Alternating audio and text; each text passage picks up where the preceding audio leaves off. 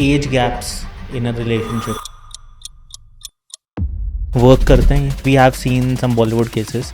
उनमें इतना ज़्यादा इसलिए मैटर नहीं करता बिकॉज वो लड़का अल्ट्रा सक्सेसफुल है, बट वो 10 साल का जो एज गैप है अपनी मैच्योरिटी से, अपनी सक्सेस से, अपना एक्सपीरियंस से खत्म कर देता है, वो कॉम्पनसेट कर देता है. Exactly.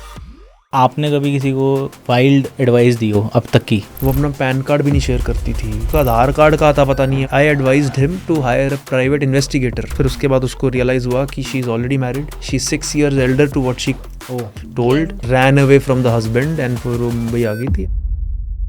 Jaskaran Singh sir and Shruti Sethi ma'am, they both are dating coach. बहुत सारे टॉपिक्स के ऊपर में लोग बात करते हैं, लव, रिलेशनशिप्स एंड ऑल. इतना अमेजिंग कपल हमारे साथ में है, पावर कपल हमारे साथ में है. सो पावरफुल पॉडकास्ट होने वाला है, stay tuned. Why do people basically cheat in a relationship? Relationships don't break because of cheating. Cheating happens because of a broken relationship. For example, long distance में आप देखते हो सबसे ज़्यादा cheat हो रहा है क्योंकि वो long distance बातें ये वो उसकी बातों से वो commit नहीं कर रहा, efforts नहीं लगा रहा, वो बीच में hurt भी है, वो बड़ा numb feel कर रही है और ultimately वो bore हो गई है इस ड्रामेबाजी से. लिव इन सही है. बिल्कुल. Live-in is the closest to the marriage you can come, and if you are able to do that, इतने surprises नहीं मिलते. That is the closest you can come to marriage, which is very important. टूटना होगा अभी टूट जाएगा. Common questions क्या आते हैं आपके पास में जब लव एडवाइस या रिलेशनशिप्स के बारे में लोग बात करते हैं? तो can I attract my x back? पहला जब ब्रेकअप होता है किसी का तो बहुत गहरा हैवीनेस होती है. 2-3 और करवा ले. 2-3 और एक साथ ही फिर तो हैबिट हो जाएगी. 5 ऐसे that you take as a red flag in a male. Relationships के अंदर में एक्सपेक्टेशंस रखनी बुरी आदत है या बुरी बात है? परफेक्ट रिलेशनशिप किसको बोलोगे आप?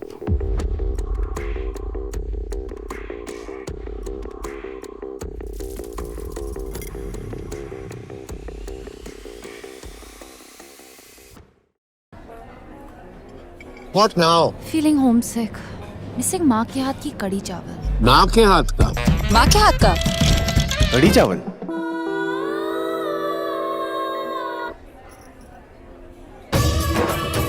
राजधानी बेसन स्वाद के लिए कुछ भी करेगा. उससे मिलती जुलती आवाज़ कहाँ से लाओगे?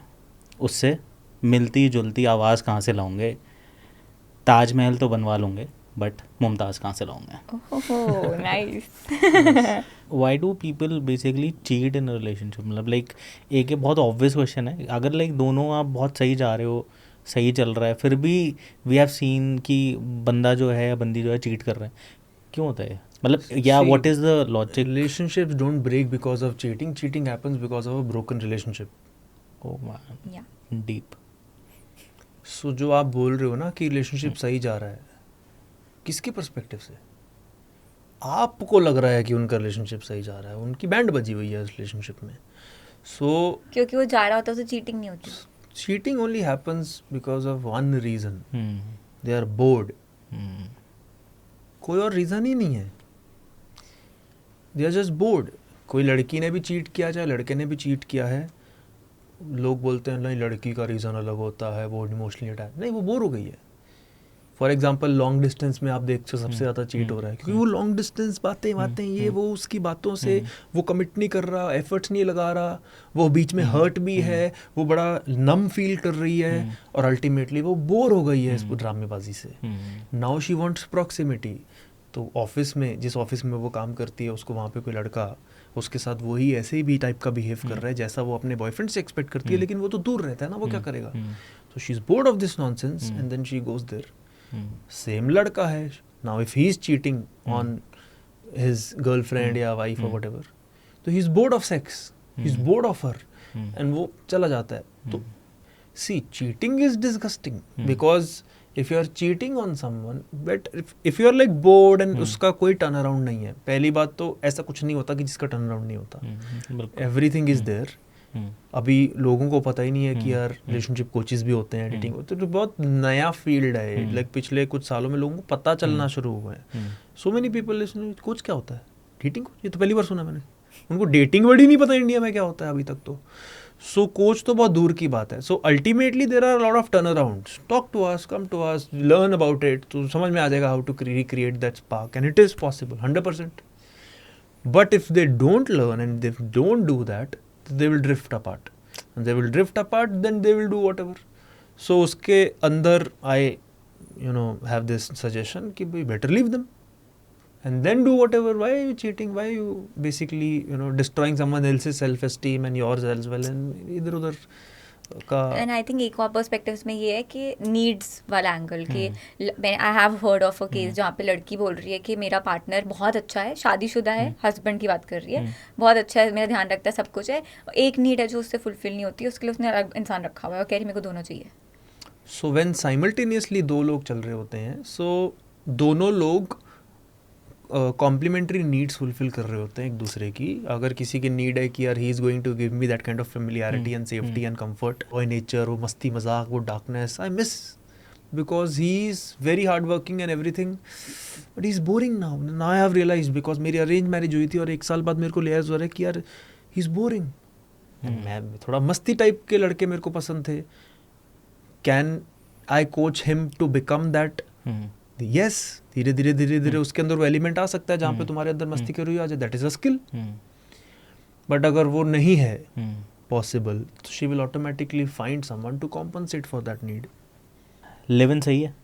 हाँ, बढ़िया. बिल्कुल. Live in is the closest to the marriage you can come, and if you are able to do that, if you are whatever conditions of society and all that, if it allows, it's the best thing to do before marriage, because It's if you are like able test to drive लेते हो we गाड़ी- also came गाड़ी into से a पहले वो test drive we है. came into a live-in relationship, kind of semi live-in Semi-live-in. relationship for a few months, and we really got to understand each other, and I'm like boom, I can live with her.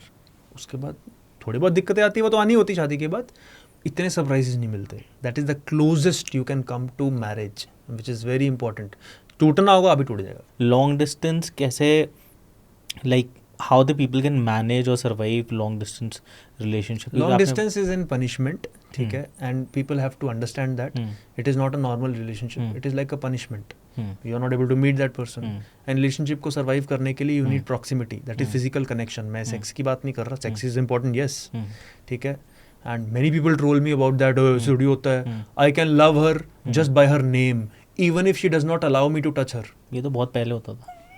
नहीं तो तो अभी भी उस mindset ये है. जो लोग हैं, आप इनकी अगर प्रोफाइल खोल के देखोगे, यही वो 16 लोग years हैं, old, हाँ. 17 years old, बच्चे Exactly, हैं, हाँ. कुछ नहीं पता. But doesn't make me say anything else, ठीक है ना. I'm going to say what is right. It is not going to work unless you're going to make additional efforts, क्योंकि it's a punishment, then you have to make additional efforts. You need to make efforts long distance में, meet more often. There is no other way. Video calls, ये वो, ये सब drama है. खत लिखो, ये सब कुछ नहीं होने वाला इससे. Until unless you're going to make efforts to meet. Second thing to make a long distance is the definiteness of long distance. How definite it is. If it is endless long distance, पता ही नहीं है, तो लोग शादी के बाद भी long distance में होंगे फिर तो. जो मैंने देखे हैं बहुत सारे केस अराउंड में. डेफिनेट है, 1 साल बाद मैं तेरी सिटी में आ जाऊँगा या तू मेरी सिटी में आ जाएगी. वो वहाँ जॉब कर रही है, मैं यहाँ जॉब कर रहा हूँ, और सब ईगो में है, और पता ही नहीं कौन किसके लिए जॉब छोड़ेगा. ये तो बहुत डिफिकल्ट है इसको सर्वाइव करना. उसके लिए फिर एक ही तरीका है, शादी कर लो, ख़त्म. जब ब्रेकअप हो जाता है, ब्रेकअप के बाद में एक लाइन जो जर्नली हमने हमेशा सुनी है, that is we'll be friends. ठीक है. अच्छा, वो कुछ टाइम तक तो चलता है, नया नया ब्रेकअप है, फिर वो क्लोजनेस होती है, you tend to be that person, but वो कितना सही है? It can be very toxic, very unhealthy and not advisable because तुम अभी भी उसके प्यार में ही हो, ब्रेकअप के बाद भी फीलिंग्स रेसिड्यू होती हैं. तो तुमने फ्रेंडशिप का टैग दे रखा है, बट एक्चुअली में तुम्हें बस अपनी लाइफ में चाहिए, और क्योंकि तुम दोनों एक दूसरे से अलग नहीं हो पा रहे हो, इसलिए तुम फ्रेंडशिप को चूज करते हो. बट इन दी एंड तो क्या है, तुम्हारा खत्म है ना रिलेशनशिप, तो किसी और ने आना तो आ ही नहीं पाएगा, क्योंकि तुम अपने एक्स को पढ़ के बैठे हुए हो. तो वो बहुत अनहेल्दी और टॉक्सिक हो सकता है. अच्छा, ये चीज़ जब दो इंसान रिलेशनशिप में, ब्रेकअप हो गया, एक मूव ऑन कर गया, ठीक है, to the other person, male और फीमेल व्हाटएवर, तो उसके बाद में क्या होता है कि वो उससे स्टिल कनेक्टेड है, या बंदा या बंदी, ठीक है, उस बंदे को पता नहीं है, ठीक है. अच्छा, आपका रिलेशनशिप, आप ट्राई कर रही हो, you putting all the efforts in the relationship कि भाई मेरा बंदे के साथ में रिलेशन, बंदे के साथ में रिलेशन सही हो जाए, है ना. अच्छा, उसको कोई आइडिया ही नहीं है कि वो जो सही तो होगा कैसे, वो तो अभी भी उसके साथ लगी हुई. तो चीटर के साथ तो वैसे ही एक्सेप्ट भी तो नहीं करते दोनों ना हाथ लोग, में लड्डू चाहिए ना. बट वो उसका क्या फ़ायदा, आप एक का भी इंजॉय नहीं कर पाते ना. एग्जैक्टली. दोनों हाथ में लेके आप करोगे क्या? देखो, कोई टेररिस्ट है, कोई मर्डरर है और कोई चीटर है, इनके ऊपर ये रूल्स तो इनके साथ तो डिस्कशन करना ही बेकार है, क्योंकि चीटर है उसको कोई सुधार नहीं सकते तुम। वो तो पॉडकास्ट भी नहीं देखेगी। कोई लड़की अगर ये कर रही है और जैसे ये पॉइंट पे पहुंची पॉडकास्ट में, बंद नहीं, वो इसको भी फॉल्स कर देगी, बोले बेकार बता रहे। Exactly, because she will create some kind of justification in her own mind of the action because she is that justifying, because she is thinking यार वो तो प्यार बहुत बढ़िया था, बट मैं यहाँ पे भी फंसी हुई हूँ। तो cheaters will always have some मैं क्या करूँ, justification। victim mode। तो अब जैसे अभी आपने जो भी चीज़ बोली ना, मैं कंफ्यूज हूँ, मैं क्या विक्टिम मोड, अच्छा ये मेजॉरिटी ऑफ लड़कियों का होता है ना। अब वो इससे कैसे निकलेगी बाहर?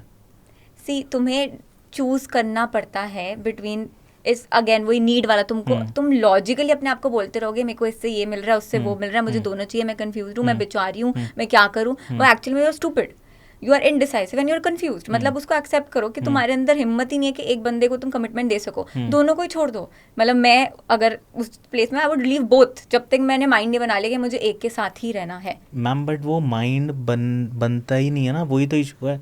वो अगर आधी से ज़्यादा लड़कियों का बन जाए ना माइंड, तो रिलेशनशिप इतने इश्यूज ही ना। Then honestly it's not the girl who needs to be coached, it's the two people जो उसके साथ फंसे हुए हैं सिचुएशनशिप में, जिनको समझाने की जरूरत है कि you don't deserve this is unfair for you. Ultimately क्या है कि we can say whatever we want, and वो पॉडकास्ट देख के या फिर वो थोड़ी बहुत बातें करके वो उसका माइंड बन जाए, but it is not going to happen if she's stuck so much. That is the reason why they need coaching. So it takes multiple coaching sessions, multiple ways to hit that person. Emotionally you need to immerse them into something and make which them they realize. make them realize, oh ye ho raha hai. First and second thing I want to mention is, if you think you have only one option, you don't have an option. It is just one choice. If you think you have two options, you don't have options, you have dilemma. There are And if you have an option, it is going to be 3 or 4. So if you think, if the girl thinks or the guy thinks you have 2 options, find the third guy then, who is meeting all the needs. तो फिर फंसे क्यों हो यहाँ पे? You don't have to, अगर नहीं जज करना या फिर नहीं मेरे को डिसीजन लेना, दोनों को ही छोड़ो, find the third guy. Date पे अगर कोई जा रहा है तो ऐसी कौन सी 3 चीज़ उनको करनी चाहिए जिससे एक लड़का एक लड़की को इम्प्रेस कर सकता है और एक लड़की एक लड़के को इम्प्रेस कर सकती है? ओनली 3. सो मैं बताऊंगी कि लड़के में क्या होना चाहिए. आई थिंक सबसे important is personal hygiene. Okay. मेरे को लगता है हर लड़की को होता है. लाइक अगर तुम्हारे मतलब तुमसे स्मेल आ रही है, मुंह से स्मेल आ रही है, या फिर यू नो बाल वाल ऐसे शाबी सा लुक है, बहुत बड़ा पुट ऑफ होता है. तो personal hygiene is I think very very important. Second is how much you are like attentive or giving her importance, trying to understand her. जब तुम मिल रहे हो तो तुम अपना इम्प्रेस करने के लिए या शोशेबाजी के लिए मिल रहे हो, मैं ऐसा हूँ, मैं ये करता हूँ, मैं अपने से निकल के अगर तुम उस पर फोकस डाल रहे हो तो उसको अच्छा लगता है. तो लड़की इंजॉय करेगी तुम्हारे साथ time spend, because she wants to be heard, she wants to be seen when she is meeting you. So वो she would really appreciate. And third I think again मेरे लिए रिस्पेक्ट एक बहुत बड़ी वैल्यू है. तो आई फील कि अगर तुम रिस्पेक्टफुली उससे बात करो और आसपास के लोगों से बात करो, like I would honestly if I have to जज अ पर्सन कि वो कैसा है, तो वो वेटर से कैसे बात कर रहा है, अपने से नीचे वाले लोग जो होते हैं उनसे कैसे बात कर रहे हैं. मुन्ना भाई में था ये एग्जाम्पल. सो इट्स ट्रू कि वो बाकी लोगों से कैसे बात कर रहा है, उससे पता चलता है कि तुम्हारी एक्चुअल पर्सन सामने मेरे से तो कर भी लेगा अच्छे से रिस्पेक्टफुली बात, या मम्मी से भी कर लेगा. ऐसे लोगों से कैसे बात कर रहा है वो एक्चुअली मैं दिखाता है तुम्हारा वैल्यू रिस्पेक्ट का कितना स्ट्रॉन्ग है. So these 3 things at least for me I would say are very very important on a date. Always remember, someone who is impressive as a personality doesn't care about being impressive. Of course. So someone who cares about being impressive is simply because he is not an impressive person. मतलब उसने अपनी life में ज़्यादा कुछ उखाड़ा नहीं, उसको पता है कि मैं बोरिंग हूँ. अगर किसी को पता ही है कि वो बोरिंग है, उसने कुछ किया ही नहीं लाइफ में, तो वो डेट पे कुछ नहीं कर सकता जिसकी वजह से लड़की उससे इम्प्रेस हो जाए. और गलती से हो भी गई तो अगली डेट पे टर्न ऑफ हो जाएगी. So I don't work on this short term tricks and tips, because if you are that type of person, I have coached more than 20,000 men in the past 8 years all over India. So many people like that only come. So I help them to work from their ground roots. Become an impressive personality first. I'm not talking about Ferrari खरीद लो, वो सब बेकार की बातें हैं. Become a personality. Have some sense of humor. Learn how to flirt with girls in a healthy fashion, not like a jerk.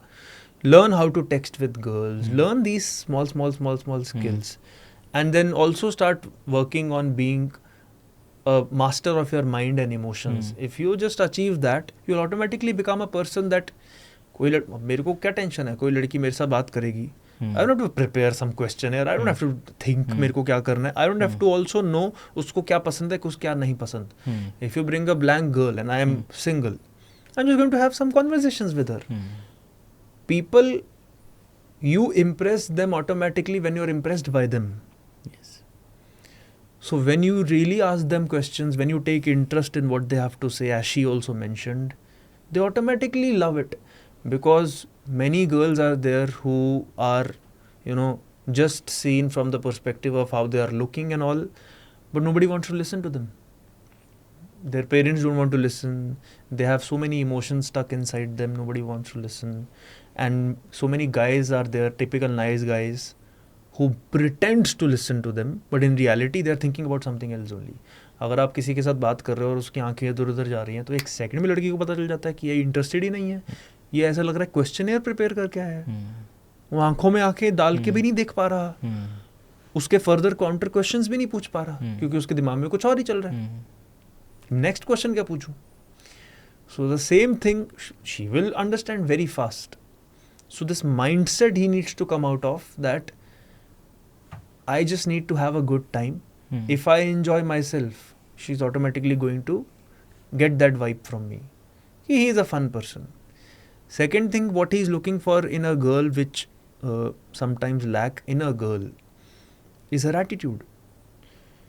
See, have you seen a movie जहाँ पे कोई लड़की को बड़ा ऐसी सिंपल सा दिखाया जाता है, सलवार सुलवूर पहन के, ज़्यादा बाल वाल भी नहीं सही कर रखे हैं, उसका एटीट्यूड भी अजीब सा, फिर एकदम से उसकी ट्रांसफॉर्मेशन हो जाती है, फिर वो ऐसे कपड़े पहनने लग जाती है, चलने का एटीट्यूड चेंज हो जाता है.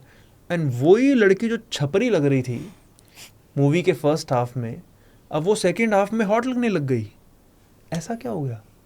नाम भी चेंज हो जाता उस बंदी का, या तो उसी की वो कज़न बहन, सॉरी जुड़वा बहन होती है, ऐसी बहुत सारी मूवीज देखी होंगी, या फिर उसी का मेकओवर हो जाता है.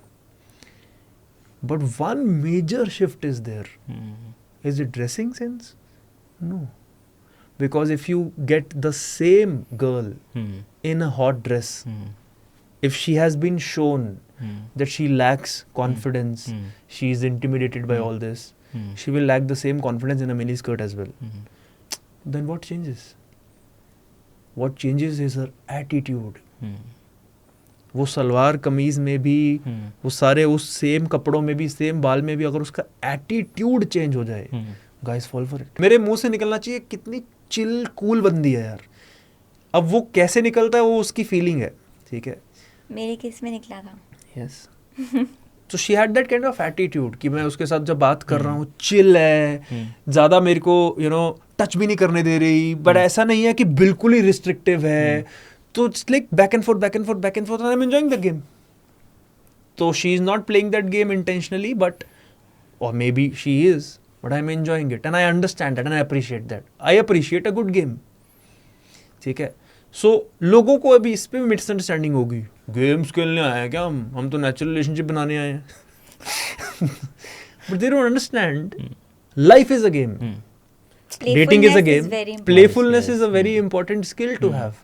The whole life after marriage also, it's a game. It's a playful game. So if you don't know how to play a game, you're a very boring person. So you don't have that kind of attitude.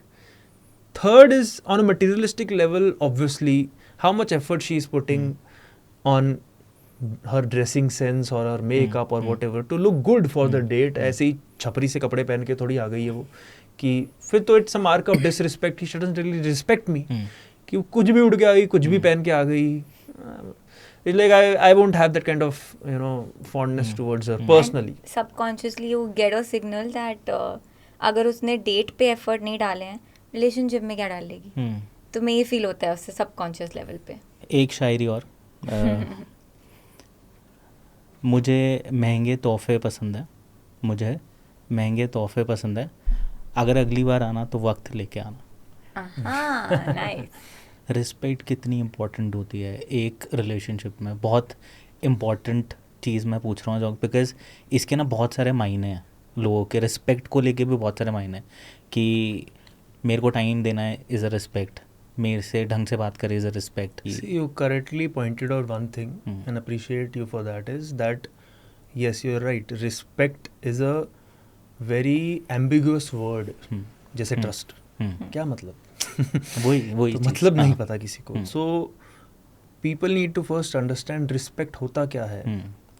So you need to very at a ground level understand that respect आप उस इंसान को करते हो who has certain value to provide in your life which you don't have. For example, मान लो मैं एक particular level पे हूँ पैसे कमाने में एंड उसी लेवल पे आई सी अ गर्ल, ठीक है, so I might connect with her, ठीक है, एंड अगर मेरी एक्सपेक्टेशन किसी लड़की से जो मेरी वाइफ बनेगी इतने पैसे वैसे और ये सब कमाने में नहीं है, लेकिन वो कमा रही है, तो शायद वो सेम लेवल पे है लेकिन मेरी एक्सपेक्टेशन कम थी. वो फिजिकली भी सुंदर लग रही है मेरे को, प्लस वो उतने पैसे भी कमा रही है, तो डबल बोनस हो गया. Then I will start respecting her.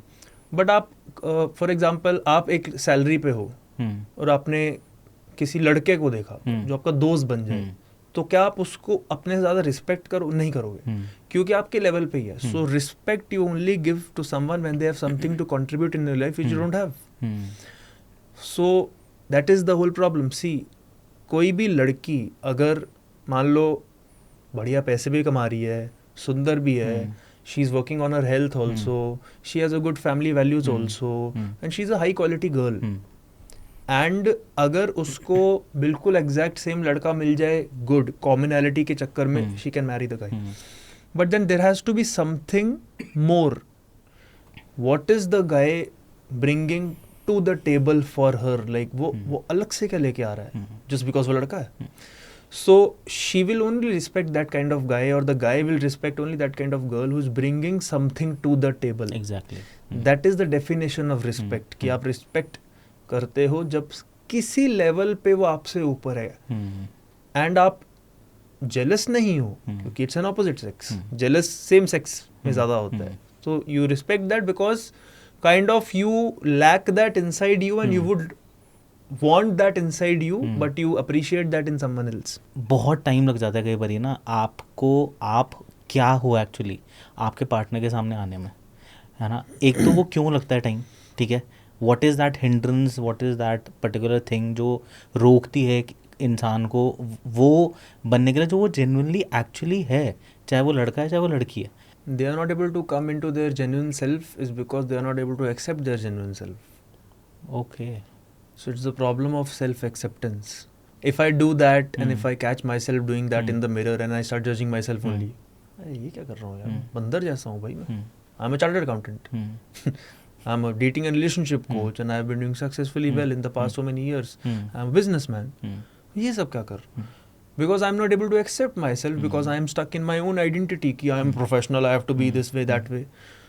Then obviously जो मेरे अंदर का जो बचपन आया मैं मार डालूंगा and मेरे रिलेशनशिप में भी नहीं आएगा. बड़ा हॉट बंदा है, एक बड़ी हॉट बंदी है, उसने देखा या उसको समझ में आ गया, तो वो बोले यार इसको क्या पसंद है, इसको अच्छा ये चीज़ें पसंद है, ऐसी चीज़ें पसंद है, मैं वो कर लेता हूँ. अच्छा वो ये भूल जाता है कि भाई वो That's आपका not जॉनर you. है ही नहीं. Yes. आपका ये है कि भाई मेरे को मूवीज़ नहीं पसंद, है ना, मेरे को शायद रेसिंग पसंद है, मेरे को शायद बाइकिंग पसंद है, बट वो सिर्फ उसको पटाने के चक्कर में अपने यहाँ जो सेल्फ, जो सारी चीज़ें जो अभी आप दोनों बोल रहे थे, वो कहीं ना कहीं खो देता है. आई थिंक ये बहुत बड़ा मिसकंसेप्शन है. पीपल थिंक कि सब कुछ हमारा सिमिलर होगा, हाँ. इंटरेस्ट सेम होंगे तो हमारा बहुत अच्छी कंपैटिबिलिटी होगी. ऐसा नहीं होता. हमारे बीच में बहुत डिफरेंसेस हैं. And this again I learned from him only after marriage कि पैशन क्रिएट होता है इससे. पहले मैं लाइक मेरे को चाहिए था कोई बंदा मेरी तरह मेडिटेशन करे, भगवान का नाम लेता रहे पूरा टाइम, या जिम जाए. ये तीनों ही नहीं है. अब मेरे को इसमें दिक्कत होती थी इस चीज़ में, तो फिर हमारे बीच में फ्रिक्शन क्रिएट होता था इस चीज़ को लेके. And then he told me कि हमारा सब कुछ सेम सेम सेम, तो भाई बहन की तरह या दोस्त की तरह हो जाएंगे ना. डिफरेंसेस हैं तो पैशन है तो केमिस्ट्री है. मैं उससे सीख रही हूँ, मेरे से सीख रहा है, उसकी बहुत सारी चीज़ें अलग है जो मैंने एक्सपेक्ट नहीं करी थी मेरे पार्टनर में. I learn that from him and same way उसने, अब वो थोड़ा बहुत स्पिरिचुअलिटी के टुवर्ड्स बढ़ रहा है. So that is how you grow in a relationship. So same then how would you grow? हाँ एक्चुअली तो मेरा बेस्ट फ्रेंड के साथ मैं ग्रो थोड़ी, तो टाइम पास करते हैं. मेरे पार्टनर के साथ ग्रो होऊंगा मैं. सो फॉर एग्जांपल जैसे she used to be very fitness freak, I used to be very health freak. तो I used to take care of, मैं पता नहीं पिछले कितने सालों से कोक नहीं पी, चिप्स नहीं खाए, मैं उल्टा सीधा कुछ नहीं खाता था. I used to be very, and the reason for that is because I used to have health issues, I used to have pimples all over my face. तो मैं बहुत कॉन्शियस हो गया था उस चीज़ को लेकर. And she used to be a fitness freak. She didn't care about health. So she used to eat whatever. And I didn't really care about fitness. अब मेरे को इतना था कि भाई मेरा ज़्यादा पेट वेट बाहर नहीं आना चाहिए, बाकी उतना ही फर्क पड़ता है, मेरे को बाकी किसी चीज़ से कोई मतलब नहीं है. But then I started little bit, ठीक है मैं चलो अभी जॉग करने चला जाता हूँ, कभी मैं जिम चला जाता हूँ हफ्ते में एक बार, तो थोड़ा थोड़ा मैं वहाँ करने लग गया हूँ. She also has turned around and she started taking care of food allot.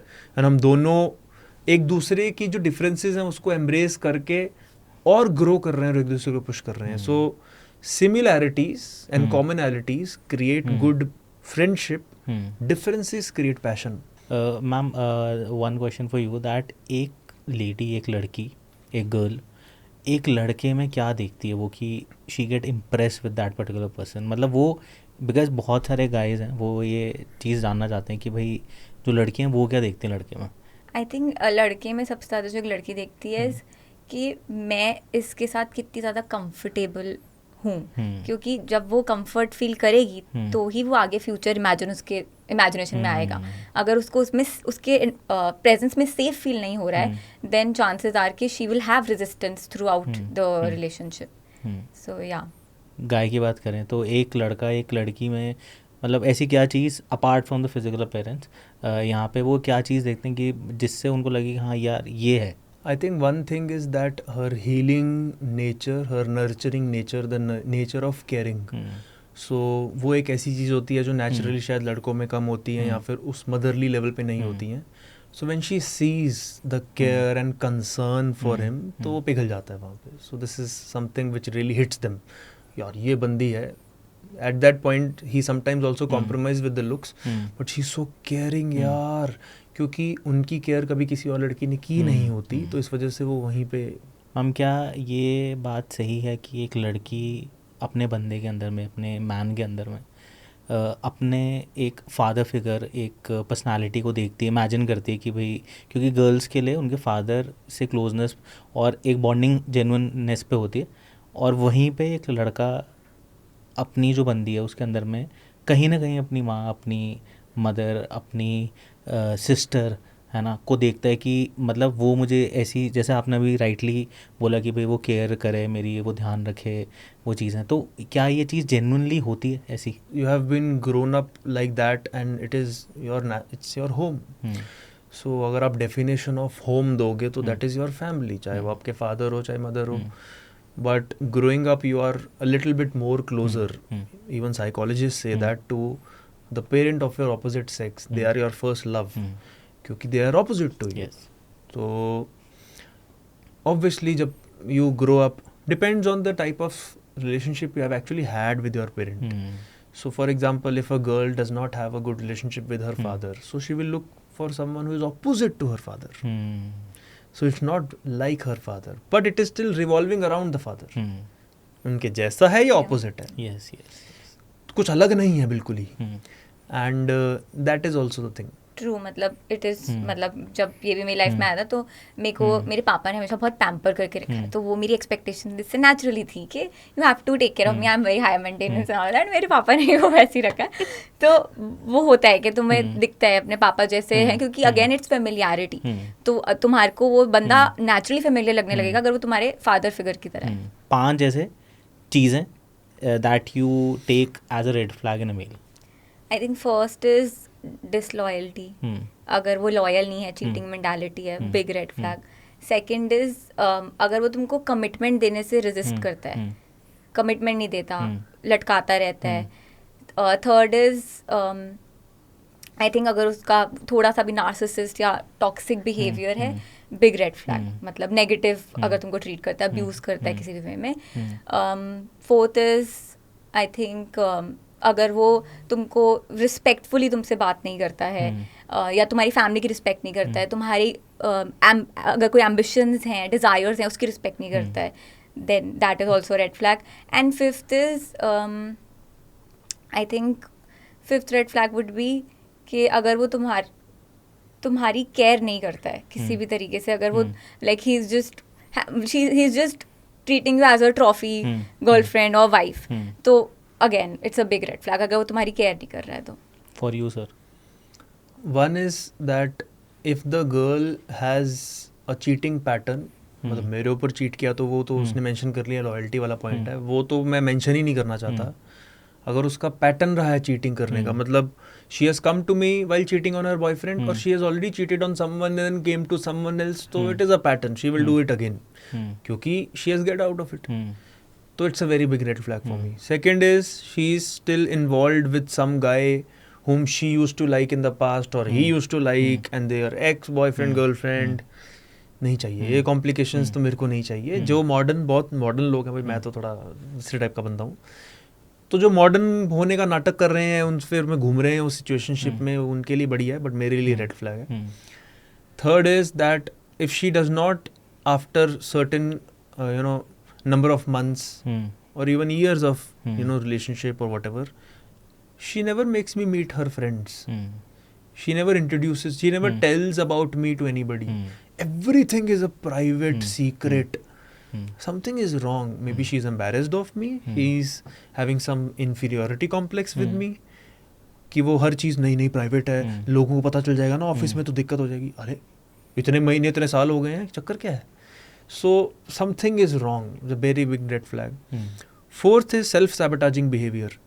Starting से ही अगर वो लड़की बोल रही है, देख I like you, I love you, not deny that, शादी नहीं होगी हमारी. क्यों? मेरे पापा बहुत खड़ूसा, नहीं मानेंगे. एंड वो लड़का उसको सारी चीज़ों को इग्नोर करके उसकी लाइफ में आ रहा है, उसको लग रहा है कि जब इसको मेरे से इतना प्यार हो जाएगा ये कुछ भी कर लेगी मेरे लिए. फिर 4 साल बाद उसको पता चलता है कुछ नहीं करना उसने, एंड ब्रेकअप हो जाता है. Red flag from the starting only. ठीक है, कितने हो गए? 4 हो गए 4. अच्छा 4 हो गए. Fifth red flag is somebody who is your ex girlfriend who broke up with you because she got bored of you, and then she went away, then she tried to find someone else, she could not find, and then she thought that she loves you. Big red flag. I will never take her back. Ma'am ऐसी कौन सी चीज़ें हैं जिससे पता लगता है like a girl is interested in you? A girl is interested, I think body language. मतलब वो she will play with her hair, और वो तुम्हें आंखों से बातें ज्यादा कर रही होगी, हैंड जेस्चर एक्सप्रेसिव बता दो, वो तो स्माइल ज्यादा कर वो रही तो होगी. लड़कियां वैसे भी करती रहती हैं. नहीं, there is a slight difference के नहीं करेगी. हाँ, मतलब लड़की थोड़ी रिस्ट्रिक्ट, अगेन बहुत इंपॉर्टेंट होता है एक लड़की के लिए कि वो सेफ फील कर रही है कि नहीं एक लड़के के साथ. अगर वो सेफ फील कर रही है और तुम्हें इंटरेस्टेड है तो डेफिनेटली वो ज्यादा एक्सप्रेस करेगी, मतलब प्लेफुल होएगी, फ्लर्टी वे में बात करेगी. She would have a restrictive body. वो तुम्हारे सामने बैठी हो ऐसे बैठी होगी, हाँ, वो रिस्ट्रिक्ट कर लेगी ना बहुत छोटी छोटी चीज़ों से. How open she is towards her body going towards you. If the body is by mistake touching, boom immediately हटा लेगी, बिकॉज उसको दिक्कत है तुम्हें टच करने की. तुम कहीं बैठे हो, क्लब में बैठे हो, किसी कैफे में बैठे हो, तुम्हारी आर्म्स टच कर रही हैं, वो हटा नहीं रही है because she is very super comfortable with you. She is holding your hand, she is allowing you to hold her hand. तो that means she is interested. नहीं करेंगी लड़कियां ऐसा सबके साथ. इम्पॉर्टेंट चीज़ है बिकॉज बहुत लोगों को एक्चुअली ये चीज़ पता नहीं होती.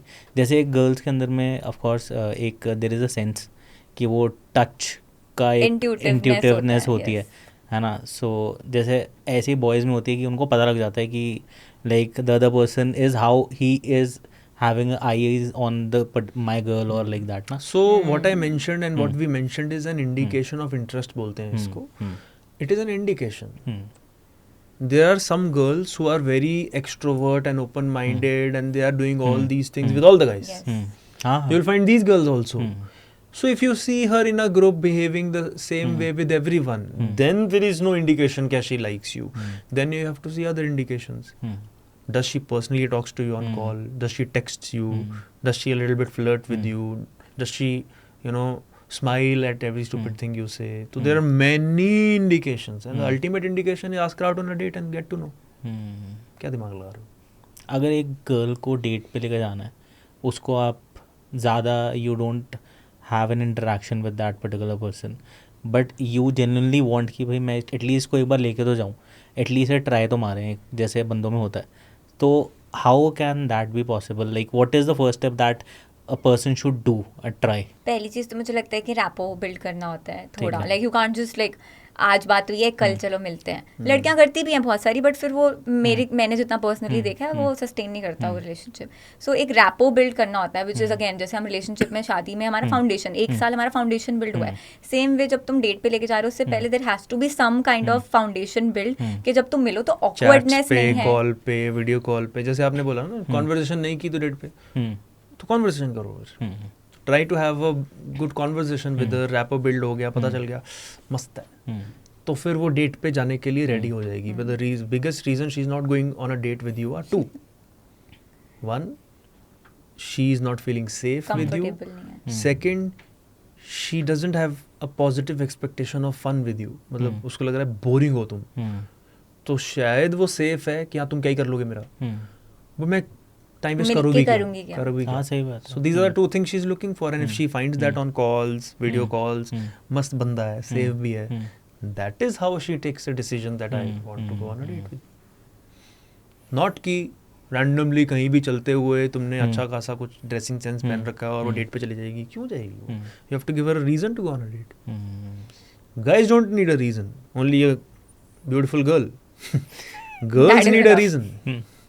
Of course he said right exactly. जो पहले का टाइम था, the things were very simple sorted. तो पहले एक रिलेशनशिप हुआ करता था, अब सिचुएशनशिप्स है, बेंचिंग है, पता नहीं क्या क्या है.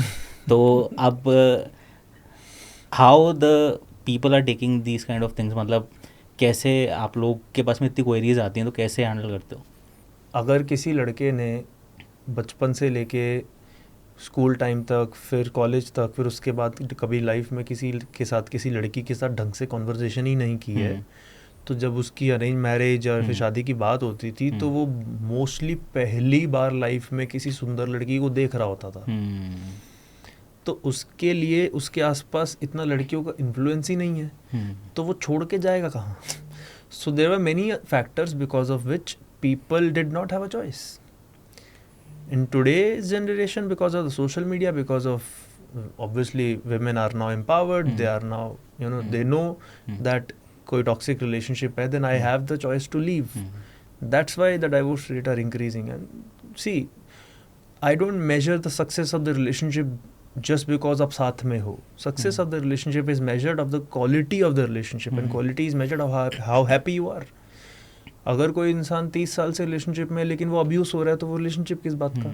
तो उससे बेटर तो डाइवोर्स ही है. So divorce is not evil, divorce is a necessary step in this generation that people are taking their stand. क्या देखना चाहिए पहले एक इंसान के अंदर में? आई थिंक जो सबसे ज़रूरी चीज़ होती है लड़का हो या लड़की, इज़ वैल्यू सिस्टम, जो मुझे लगता है. क्योंकि अगर तुम्हारे वैल्यूज़ उसके साथ अलाइन नहीं हो रहे हैं तो वो एक तरह से एक फाउंडेशन या कोर होता है किसी भी रिलेशनशिप में या कनेक्शन में. तो अगर तुम्हारा वही मिसमैच है कि लड़के की वैल्यू सिस्टम में आता ही नहीं है रिस्पेक्टफुली लोगों से बात करना, और लड़की के लिए वो बहुत ज़्यादा इंपॉर्टेंट है कि मेरा जो हस्बैंड है, मेरा पार्टनर है, वो लोगों को रिस्पेक्टफुली उससे बात करता है कि नहीं, तो वहाँ इतना बड़ा मिसमैच है कि वो पूरे टाइम उस ट्रिगर ही होती रहेगी कि भाई तू रिस्पेक्टफुली क्यों नहीं लोगों से बात करता. Basically a guy is looking after the physical appearance in a girl. ठीक है, वो ज़्यादा गाइज के पार्ट पे वो सारी चीज़ इंपॉर्टेंट सुनने में आती है. और जब गर्ल्स की बात आती है तो उनको in general emotional availability may be a cool dude type of things है ना, थोड़ा सा स्टफ टाइप के अंदर में. ठीक है, थोड़ा सा आपको टॉक्सिक वाला जो पार्ट होता है इनिशियली तो बहुत अच्छा लगता है, बाद में दैट जो विमेन जो लेडी हैं दैन शी रियलाइजेज कि भाई जो सॉर्टेड बंदा है ना वही सही है. बट जब तक बहुत देर हो चुकी होती है तो सो इनिशियल अट्रैक्शन के लिए what you are saying is correct. Yes, कि तुम्हें मेन को एक सुंदर लड़की एकदम देखते ही उसको इन्फैचुएशन, फीलिंग्स, लव एक्सेट्रा होगा, एंड लड़की को अगर वो इमोशनली अवेलेबल लड़का मिल गया उसको लगेगा वाह it is this is the person I want to marry. But वही मैं कह रही हूँ कि अगर तुम्हें लॉन्ग टर्म रिलेशनशिप चाहिए तो at the core of it values मेरे हिसाब से बहुत मैटर करती है जो एक रिलेशनशिप को सस्टेन करेगी. क्योंकि इमोशनल अवेलेबिलिटी तो ऐसी है कि चीज़ सीखी जा सकती है, लुक्स पे भी काम किया जा सकता है, बट वैल्यूज़ का क्या करोगे तुम? वो एक बार तुम्हारे बने हुए हैं, स्ट्रांग है, तुम्हारा बिलीफ सिस्टम स्ट्रांग है, वो फिर उसको चेंज करना मुश्किल होता है. जेलेसी एक ऐसी बीमारी है जो कि बहुत सारे रिलेशनशिप्स को तोड़ देती है। ये बहुत जनरल है, मतलब आप अगर किसी भी सेकंड और थर्ड पर्सन जो भी रिलेशनशिप में उससे पूछोगे, उसको किसी लड़की से जेलसी है, उसको एक लड़के उस गाय फ्रेंड से जेलसी है, उसको उसके बेस्ट फ्रेंड से जेलसी है। अच्छा, वो जेलसी को ये पता ही नहीं कि वो जेलसी है क्यों, बट वो है। सो मेरे दिमाग में बस एक वर्ड आया when you were talking about this, and that is context. कि किस कॉन्टेक्स्ट में वो चीज़ हो रही है। अब मेरे केस में तो हम शादीशुदा हैं, बहुत लॉयल इंसान है, मेरे को कभी उस पर डाउट नहीं है, कोई इनसिक्योरिटी नहीं है। But there would be moment जब मैं भी जेलस हो जाती हूँ। कब? जब ये शायद अपनी मॉम को मेरे ऊपर चूज करे, in that moment I would feel. So वो कॉन्टेक्स्ट, अब मेरे सपोज मैं हुई कि मे बी कोई XYZ सिचुएशन में यू गिव मोर इम्पोर्टेंस और priority to your mom than me. So अब उस मोमेंट पे कॉन्टेक्स्ट आ गया कि भाई इसकी मॉम है, वो सिचुएशन ऐसी है जहाँ पे it makes sense for him to choose his mom over me. So ये इस टाइप की माइंडफुलनेस और अंडरस्टैंडिंग एक लड़की में होना जब उसके साथ ये हो रहा है, that is what is emotional maturity. दोस्त को ज़्यादा टाइम दे रहा है और गर्लफ्रेंड को नहीं दे रहा है, तो तुम बात करो कि यार आई एक्सपेक्ट, हमारी ये एक्सपेक्टेशन है एक दूसरे के साथ कि तू मेरे साथ रात को अगर बात करता है रोज, तो उसके साथ मत कर, मेरे साथ हमने टाइम करा हुआ है डिसाइड, तो मेरे से कर। तो उसको अगर टाइम दे रहा है तो definitely girl would feel less important. Relationship is not natural, it's a skill, it is a learnable skill. जैसे सेल्स होती है, मार्केटिंग होती है, बिजनेस होता है, कम्युनिकेशन होता है, इट्स अ स्किल। तो जो लोगों को लगता है कि दे कम इन टू अ रिलेशनशिप, फिर वो ऐसे हवाई जहाज की तरह ऊपर उड़ जाएंगे फिर नीचे आ जाएंगे, but have you realize that this happens in every area of your life? Yes. If you see in your studies, एक टाइम पे आप बहुत अच्छा परफॉर्म कर रहे हो, उसके बाद किसी ना किसी टाइम पे बैंड बज गई। If you see your health, same thing. If you see आपका बिजनेस, आपका स्टार्टिंग में बिजनेस बहुत अच्छा चल रहा है because it's a novel idea, उसके बाद you hit a plateau and उसके बाद मार्जिन यूटिलिटी उसकी कम होती जाती है कि आपको जितना ज़्यादा एफर्ट्स लगा के भी उतना ही रिजल्ट मिल रहा है। अब आप सिर्फ उस सेल्स को मेंटेन कर रहे हो। तो relationship also goes through that. People assume कि I have worked on my health, I have worked on my wealth, I have worked on my career and all that. And God, please take care of my relationship part. So they give up. एक relationship में both of you efforts कितने matter करते हैं? बहुत ज़्यादा, मतलब हम इस लेवल पे एफर्ट डालते हैं कि हमें कोई डिस्कशन करनी है, हार्ड डिस्कशन करनी है, चाहे मनी के ऊपर हो, चाहे हमारे बीच में कोई इश्यूज हो रहे हैं उसके ऊपर, हम लोग नोटबुक खोल के बैठ जाएंगे, हम एक्सेल शीट लेके बैठ जाएंगे and we would discuss. And हमें पता है कि दिस इज़ अ डिस्कशन जो अभी हमको मुश्किल लग रही है बट हमें आगे पीस देगा ये। So we put those efforts consciously, constant. मैं इसको पूछ रही हूँ अभी तेरी लव लैंग्वेज क्या है, अच्छा तेरे को अभी वर्ड्स ऑफ अफर्मेशन चाहिए तो मैं को तेरे को ज़्यादा प्यारे प्यारे शब्द बोलूँ। सो हमें उस नॉलेज है, अवेयरनेस है और हमारे अंदर सबसे इम्पॉर्टेंटली विलिंगनेस है कि हमें एफर्ट डालना है, not because we are coaches इस नीश में, but we genuinely want this relationship to the best relationship that we had. So वो एक विलिंगनेस, इंटेंशन होने की बहुत मतलब इम्पॉर्टेंट है। वो है तो फिर एफर्ट्स नेचुरली तुम डालोगे। आई कंडक्ट वर्कशॉप्स एंड मैं वहाँ पे लोगों को पूछती हूँ, लड़कियों को, like I only coach women, तो मैं पूछती हूँ कि what is the biggest reason कि तुम्हारा ब्रेकअप हुआ या रिलेशनशिप नहीं चला, क्यों तुम अभी स्टक हो लव लाइफ में? तो सबसे कॉमन आंसर क्या आता है? लाइक एक्सपेक्टेशन मीट नहीं हुई। तो सब लड़कियां स्पेसिफिकली जो मैंने पैटर्न देखा है कि बहुत ज़्यादा हाई एक्सपेक्टेशंस रखती हैं अपने पार्टनर से एंड देन अल्टीमेटली वो मैच नहीं कर पाता, क्योंकि अगेन उसको भी वो नॉलेज नहीं है, उसको अवेयरनेस नहीं है, उसके अंदर विलिंगनेस नहीं है एफर्ट डालने की। सो ये तो है 100% कि एक्सपेक्टेशन, मतलब जो इसने मेरे को शादी के बाद एक बहुत अच्छा ये पॉइंट सिखाया है जो मैं अप्लाई करती हूँ कि replace your expectation with appreciation. क्या बात है सर, मैं अमेजिंग पॉइंट है। हाँ, क्योंकि मैं नेचुरली मैं भी करती थी और मैं समझती हूँ लड़कियां क्यों ऐसे बोलती है। और फिर मेरे को इसने बार बार टोका कि तू एक्सपेक्ट कर रही है, तू एक्सपेक्ट कर रही है, तू अप्रिशिएट कर उल्टा। तो फिर मैंने वो माइंडसेट शिफ्ट लेकर आया एंड देन हमारी फिर इस टॉपिक के ऊपर कभी ऐसे आर्ग्यूमेंट या नहीं। बट मैम लड़कियों में एक थोड़ा सा ना एक होता भी है कि वो एक्सपेक्ट करती हैं ज़्यादा, नेचुरली भी उनके मतलब एक जनरल आप देखोगे जितना मतलब correct me if I am wrong, जितना मैंने भी देखा तो it's also because of our conditioning. क्योंकि हमको एक कंडीशन किया जाता है एक तरीके से कि लड़का आएगा वो तेरा ध्यान रखेगा, he will take care of you, तो शादी कर ले तो बस उसके बाद मतलब हमारी बस, हाँ, छुट्टी वही है फिर वही है। हाँ, तो वही है, मेरी दादी बोलती आज भी बोलती हैं कि तू अब उनकी है, तो उनके हिसाब से चल। वो तो जा सिमरन जा वाला। हाँ, तो बिल्कुल ऐसे कि सौंप दिया, हो गई तो उसकी, अब तो वही संभालेगा। तो हमें लगता है अब हमें अभी तक फैमिली ने संभाला, अब हमें वही सारी एक्सपेक्टेशन अपने पार्टनर से होती है या उसकी फैमिली से होती है। तो इन माई केस स्पेसिफिकली मेरे को इससे बहुत ज़्यादा है कि तूने अब मेरे को लेकर आया शादी करके, अब पाल मुझे। तो वो नेचुरली आता है। लड़के को अलग, इट्स लाइक पावर डायनामिक कि लड़का अज्यूम करता है अपना रोल इन दिस डायनामिक कि I will take care of you, provider, and girl is the nurturer. मैं तेरा मतलब मैं भी तेरा ध्यान रखूंगी, but you have to take care of me, like you will provide for me. So वो एक एक्सपेक्टेशन नेचुरली लड़की में आती है cause of the conditioning. Sir your take.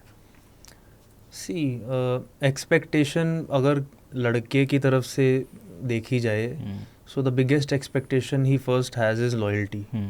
ठीक है कि भाई बाकी दुनिया जाए भाड़ में, the first thing is that loyal है वो। एंड लॉयल का मतलब ऑब्वियसली वो कि मेरे को छोड़ के किसी और के पास नहीं जा रही, वो तो है ही, that is an extreme case.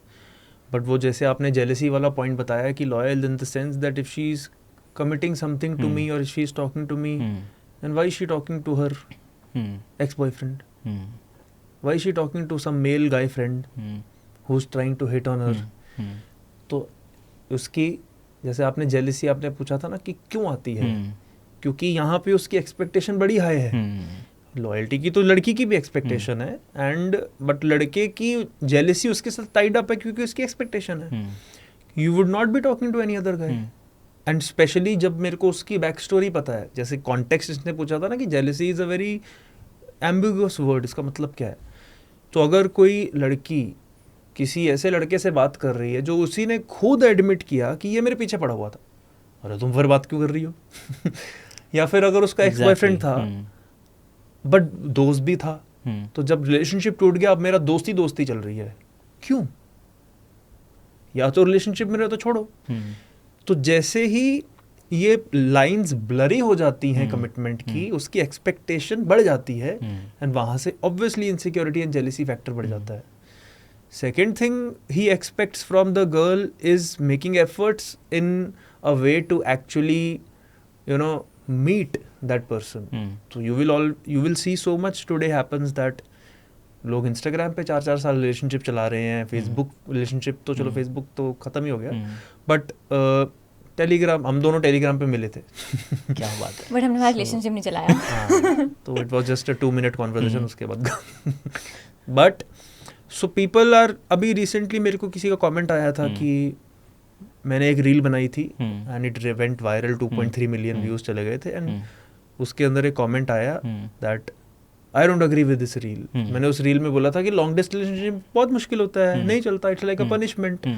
तो for that you need to make it a short distance relationship और find a way to meet each other fast, because तुम्हें फिजिकली मिलना पड़ेगा, कॉमन सेंस। कहता नहीं, मैं तो पिछले 5 साल से किसी लड़की के साथ इंस्टाग्राम रिलेशनशिप पे हूँ, मिला कभी नहीं हूँ, जल्दी मिलने वाले हम। ये कैसे बड़ा फ्यूचरिस्टिक बंदा था तो ये पता नहीं कौन सी दुनिया में जी रहा है, but anyways, so this is one of another expectation of effort from her side that वो अपने पजामे वजामे को, अपने कंफर्ट जोन को, सारी चीज़ों को, लेजीनेस को छोड़ छाड़ के तैयार हो के लिपस्टिक लगा के अगर तुम्हारे साथ डेट पे जा रही है, that is an expectation of effort we have from her. शादी के बाद there can be different expectations. Many people have expectation that she should earn money. Many people have expectation कि यार कम से कम मेरे को खाना परोस दे, ऐसा नहीं है कि मैं ले नहीं सकता। So she is a modern girl, my wife. मेरे को नहीं फ़र्क पड़ता था। The thing is that I have lived alone.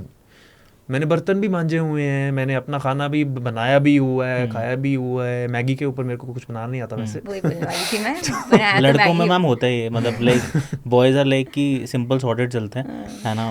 But I have taken care of myself. But then when she came I had this expectation कि यार कितना मज़ा आएगा, तेरे हाथ से रोटी मिल जाएगी। It is not me trying to control. So starting में she would be weirded about it, मैं क्यों करूँ ये वो, तो कर ही लेता है। And I am like okay, मैं कर लेता हूँ, मेरे को कोई फ़र्क नहीं पड़ता। पर धीरे धीरे she saw that this is my love language, कि जैसे वो अपने हाथ से जब खाना बनाती है, और अगर कोई कुक खाना बनाएगी तो मेरे को बहुत मज़ा आएगा। एंड ऐसा नहीं है कि इसके खाने में मैं कोई कमियां निकाल रहा होता हूँ, ऑलवेज अप्रिशिएट कि यार बहुत टेस्टी बनाया है, मैं क्योंकि मैं टेस्टी बनाती हूँ। टेस्टी भी बनाती है। गाइस ये जो अभी आपने आपस के अंदर में देखा, ये इनका पर्सनल चल रहा था। So that is a thing. So I also appreciate that, and there are many things, you know, as a guy मेरे को लगता है मेरे को नहीं करना है ये सारी चीज़ें, but she loves it, so I would do it. So with this concept, I want to mention that there are 3 types of love you will see majorly.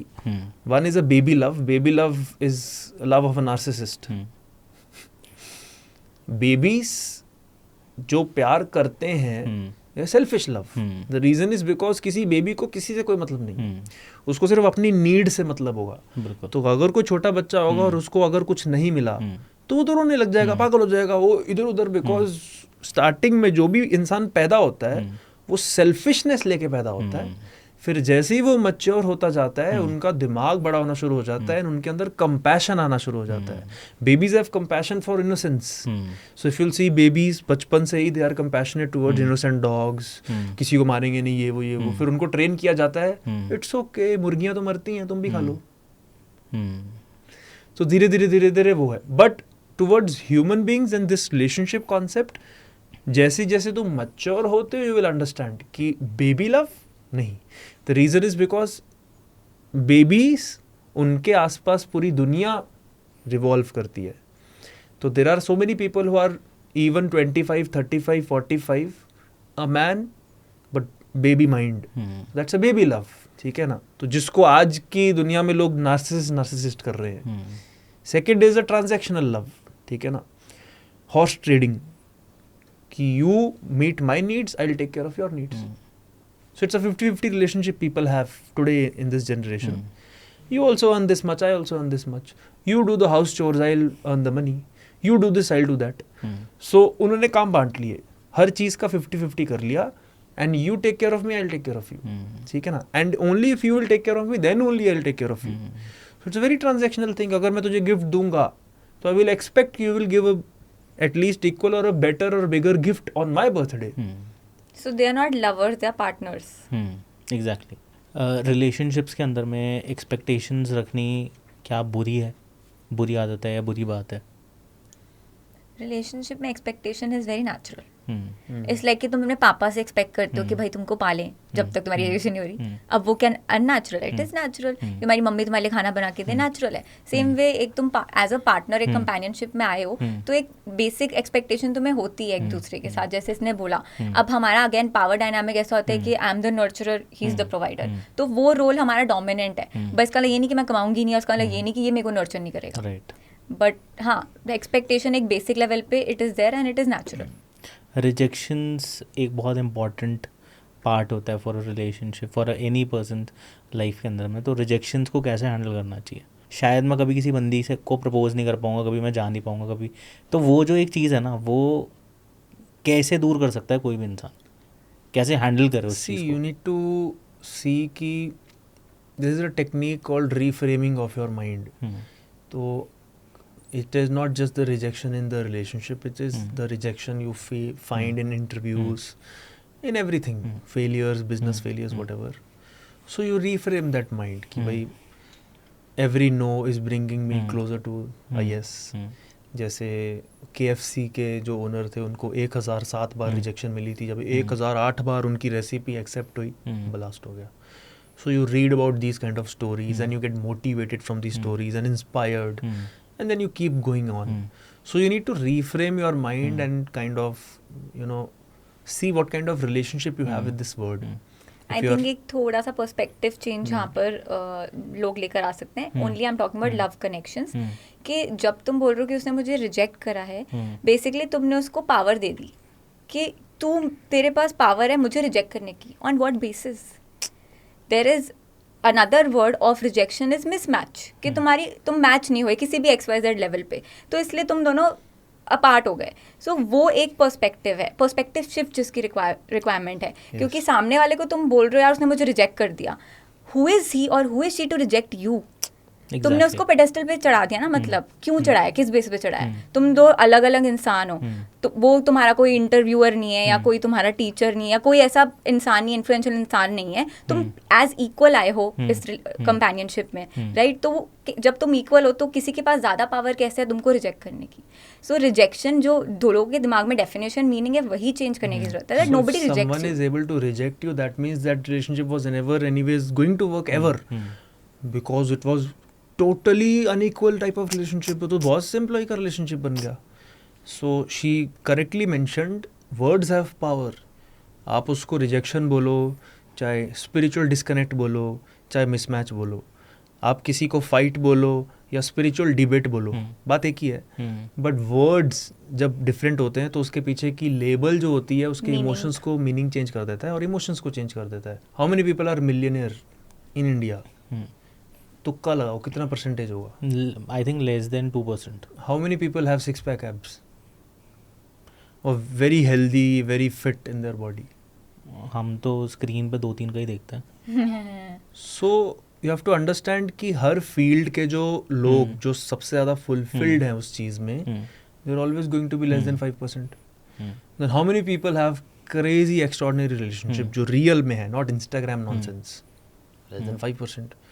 अब जो 95% जनता, वो तो उनको तो वो सुधार ही नहीं सकते, वो करते रहेंगे. May be hopefully from this podcast and from this awareness ऐसे जग जाएं वो, यार अच्छा इसने पेन लेके पेपर लेके ऐसे किया था.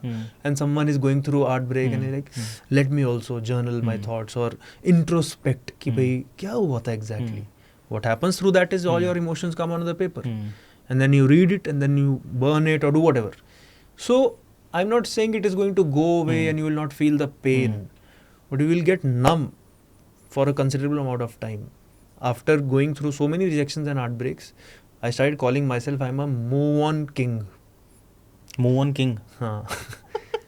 तो मैंने अपने आप को ऐसा लेबल दे दिया कि मेरे को रिजेक्शन से डरना बंद हो गया, क्योंकि मैं तो मूव ऑन किंग हूँ ना. कर reject. So instead of just getting away और trying to hide behind success और acceptance, I started head on challenging. करके दिखा रिजेक्ट, करके दिखा मेरा हार्ट ब्रेक. कर ही नहीं सकता, मैं इतना वैल्यूएबल बंदा हूँ तो मेरे को छोड़ के जाएगी कहाँ? So I came from that mindset. Plus even if she rejects me I am move on king, क्योंकि मेरे को पता है क्या करना है. सो मेरे को डर नहीं लगता.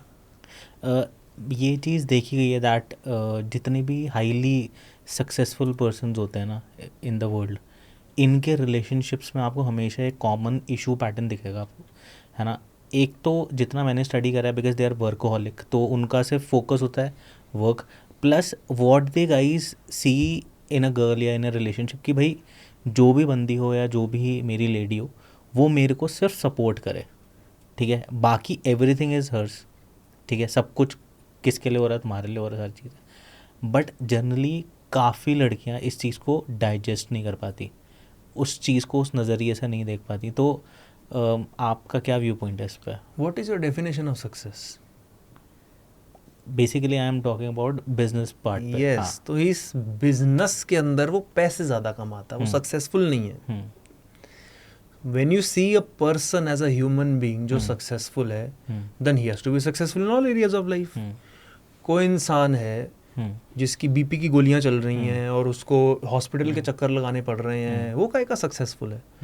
बिकॉज जो उसके पास पैसे हैं ultimately he is not able to use it because he does not have the energy to use it. या कोई इंसान है, he doesn't have the time to use it. So ultimately when we assume that this is success, that is the whole problem. That is not success, that is his addiction to work. The reason why men work so much, they are workaholic so much, is because they don't get the same importance in their relationship. तो जैसे ही मैं घर पे आता हूँ wife चपेड़ मारी, तो फिर मैं घर ही क्यों आऊँ? एंड आई थिंक एक लूप है, क्योंकि वाइफ को लगता है ये तो पूरे टाइम काम करता है, मैं इंपॉर्टेंट नहीं हूँ, वो उसको अच्छा ट्रीट नहीं करती, वो अच्छा ट्रीट नहीं करती, वो काम के पास भागता है, तो ये एक लूप में फंसे हैं. इतना ज़्यादा दूर दूर हो रहा होता है. Wife is also promoting that and he himself is getting addicted to that particular thing, and he is feeling good about it because he thinks he's successful. But in reality I always say that success without fulfillment is an ultimate failure. And if you are not successful in your intimate relationship with your partner, I'm sorry, in my eyes, you're not successful. If you have to be successful, then your health, wealth, relationship, all are areas. pitch sorted. Just business, then you might be good business. I'll take business advice. I won't take life advice from you. एक दोनों के हिसाब से common question, that perfect relationship किसको बोलोगे आप? किसी को नहीं. Perfect is a myth. Perfect word ही मेरे को लगता है. परफेक्ट अगर कोई चीज़ है वो सिर्फ नेचर है जो भगवान ने बनाया. बट फिर भी अगर सपोज हमको कोई एक कपल आइडियल रिलेशनशिप बोल दी जाए, कि अगर बोलना हो या किसी को कुछ एक्सप्लेन करना हो that this is the definition of a ideal relationship, तो वो So I have कैसे this बोलोगे? concept that there are 3 L's of connection, and if you have all 3, then you have that ideal, perfect, or whatever you are talking about. ठीक है. One L is the connection of logic. Logic means कि भाई, can I talk to her? Is she like my best friend? उसके beliefs, उसके values, उसके goals, बातें सारी मेरे से मैच होती हैं. मगर अगर मेरे को म्यूचुअल फंड के बारे में बात करना है तो उससे वो भी बात कर सकता हूँ मैं. हम बोर नहीं होते एक दूसरे से. हमारे अंदर एक फ्रेंडली वाइब है जिसको लोग बोलते हैं कंपैटिबिलिटी, एंड जिसको लोग बोलते हैं ना कि यार एक टाइम के बाद शादी में पता चलता है कि सिर्फ फ्रेंडशिप ही सब कुछ होता है. सब कुछ नहीं होता, वो 1/3 होता है, वो लॉजिक होता है. Because they have a logical mindset level पे कंपैटिबिलिटी होती है. तो उनको लगता है कि we know that I know what she likes, she knows what I like, and then we are just here and there for each other. I'm not really emotionally that connected with her as much as I was in the past, so इतना ज़्यादा passion नहीं होता है, इतना ज़्यादा feelings नहीं होती हैं, but we are very sorted roommates, and they think this is a relationship which works for them, but that is just 1/3 of the component. That is the logic. Second is love. When you come from mind to heart, and you're like sorted है जो needs वगैरह में, और क्या कर सकता हूँ मैं, और क्या खुशी देगी, और क्या पागलपंती कर सकता हूँ इस रिलेशनशिप में मैं, जहाँ पे कि you go outside of your own transaction to get devoted towards them. वही मस्ती मजाक अभी भी, ठीक है. एंड वो एक जो फीलिंग्स होती हैं, बॉन्ड होता है, it does not require communication. You can piers through her eyes and pierce through her soul, reach to her soul. तो तुम बातें कर रहे हो, उसका हैंड पकड़ के टच कर रहे हो, वैसे बातें कर रहे हो, ऐसा क्या क्या जेस्चर्स कर पा रहे हो जिसकी वजह से you are showing them your love. And third is lust. Logic, love, and then go down to lust. अब लोग जहाँ पे मिसअंडरस्टैंड कर जाएंगे लस्ट में, ये क्या, ये तो बहुत ही गंदी वाइब्रेशन होती है, लस्ट थोड़ी होना. Lust for your wife is the best thing. The reason is because until or unless you're not attracted to that person, you don't want to have sex, and you're not putting efforts physically dress up. Lust का यहाँ पे मेरा मतलब जो है, anything which is related to physical appearance. अगर लड़की को लड़के के broad chest, दाढ़ी, it's all lust. Everything related to physical appearance. मेरे को अगर किसी की dressing sense, lust. Everything related to physical appearance is lust. Simple, which is very important for me, for girls also, because सबसे पहला जो relationship जो अच्छा खासा चल रहा था और उसका डाउनफॉल एक ही रीज़न की वजह से होता है, अट्रैक्शन का लॉस होता है. They just lose their attraction towards the partner, and उसके बहुत सारे रीजंस हो सकते हैं. जिस हिसाब से लड़का एफर्ट्स कर रहा था, शायद वो अपनी बॉडी मेंटेन कर रहा था, अब वो धीरे धीरे उसकी तोंद निकलने लग गई है, या सेम लड़की की तोंद निकलने लग गई है, या फिर वो लड़की बहुत ड्रेसअप होती थी, मेकअप करके तैयार होती थी, अब उसको लगता है चल कहाँ जाना है. सो बिल्कुल ही एक दूसरे को फॉर ग्रांटेड लेना शुरू कर दिए हैं. So they stop making that efforts. तो फिजिकल अट्रैक्शन खत्म हो गई है, इसकी वजह से boom, lust out of the window, then love out of the window, and the only thing which saves them is the bond, that the friendship they have. So that bond, the logical bond, is called the friendship, which is the compatibility. Lust is the chemistry which they keep looking towards in their ex-boyfriends and girlfriends. तो कभी भी आप relationship में या शादी में होते हो, उसके बाद यार मेरे एक्स बॉयफ्रेंड या गर्लफ्रेंड में ये होता था, जो वो ढूंढ रहे होते हैं ना, वो लस्ट होता है. That physical attraction is lost. That chemistry is lost. यार बटरफ्लाइज वाली फीलिंग क्यों नहीं आती मेरे को अपनी गर्लफ्रेंड से या मेरे हस्बैंड से? That is the thing. So if you have all three equally balanced and in proportion, and you're able to manage all that instead of ignoring, why are you in love with my body, love with my mind? हाँ वो भी करेंगे, but I want your body also. Why do we have to choose? If you have all three and you both are in agreement and you really make efforts to keep reigniting all three energies of connection, you will have a great relationship. And I think that is the only differentiation amongst all the other relationships. Intimate relationship में क्या है? Intimacy तो है, तो physical attraction is very very important. पहला जब breakup होता है किसी का तो बहुत गहरा सदमा पहुंचता है, लाइक बहुत ज़्यादा हैवीनेस होती है. कैसे, like what things that particular person can do कि भाई वो उससे बाहर ओवरकम आ जाए? 2-3 और करवा ले. 2-3 और एक साथ अच्छा फिर तो हैबिट हो जाएगी. फिर तो जैसा आपने बोला कि भाई रिजेक्शंस की हैबिट है, पैटर्न. फिर वो उसको भी फॉरगेट लेने लगेगा, जान दो. कोई बात नहीं, कर ले यार, तोड़ लेते हैं. मेरे केस में तो मेरे को मेडिटेशन ने बहुत हेल्प किया था. सो आई वुड हाईली सजेस्ट कि जितना हो सके ध्यान एंड हीलिंग वेरी इंपॉर्टेंट. उसके लिए कोचेस है, इतनी सारी मोडालिटीज़ हैं, बहुत कुछ है हीलिंग के ऊपर. आज की डेट में तो बहुत ये वैसा टॉपिक है. सो हीलिंग करनी चाहिए सबसे पहले, क्योंकि वही टूटा हुआ दिल लेके किसी और के पास मत जाओ प्लीज़, वो और तोड़ेगा उसको. तो वो हीलिंग मेरे ख्याल से, एंड मेडिटेशन उसमें बहुत बड़ा रोल प्ले करता है. आजकल यंग जो कपल बड़ा डेट कर रहे हैं, like people are in the age less than 20s, ठीक है, तो उनके लिए क्या एडवाइस होगी, dating advice? I think less than 20s वालों को बहुत ही एक्सप्लोर करना चाहिए, but at the same time mindful होना चाहिए कि ये अगर तुम्हारा पहला प्यार है तो ये मत सोचो कि आखिरी 7 जन्म का प्यार है. ये सबके साथ होता है. फर्स्ट लव तो मुझे लगता है, मैंने 10 साल तक एक लड़के को मुझे लगा मैं प्यार करती हूँ, मैंने किया 10 साल तक. मुझे लगा और मैं किया, मतलब द थिंग इज कि मुझे लगा कि मैं उसको प्यार करती हूँ. वन साइडेड था. और मुझे समझ आते हैं, मुझे लगता है सबसे सेफ है ये, दूर दूर से करो, कोई दिक्कत नहीं है इस प्यार में, क्योंकि यहाँ दिल टूटने का स्कोप ही नहीं है. तो इतना सेफ लगता था मुझे. But I wasn't in love with him, I was in love with the idea of being in love. मेरे को वो आइडिया अच्छा लगता था कि मैं प्यार में हूँ. मैम ने इतने क्यूटली बताया कि मैं वही सुन रहा था कि सो एंड बहुत लोग ये मिस्टेक करते हैं. तो उनको ये एडवाइस रहेगी कि जस्ट बिकॉज तुम्हारा फर्स्ट लव है डज नॉट मीन कि it's gonna stay forever. So वो एक माइंडफुलनेस रखो. Age gaps in a relationship, in a marriage और with a partner you are into, work करते हैं ये? मतलब कुछ हमने we have seen some Bollywood cases famous. She herself is 2 years elder to me. Sir 2 साल की बात नहीं, 2 साल तो बहुत बेसिक. मैं बात कर रहा हूँ लाइक अराउंड 10 साल 12 साल 15 साल 8 साल. मतलब ये हमने पैटर्न देखा है. Unnatural pattern. It is only seen celebrities. The reason is because it is very simple. अगर कोई यंग लड़का है and he is marrying someone old, 10 साल 12 साल, वी हैव सीन केसेस, तो उनमें इतना ज़्यादा इसलिए मैटर नहीं करता बिकॉज वो लड़का अल्ट्रा सक्सेसफुल है. वो इतना ग्रैंड है, इतना सक्सेसफुल है, उससे कुछ एज वेज का मतलब ही नहीं है.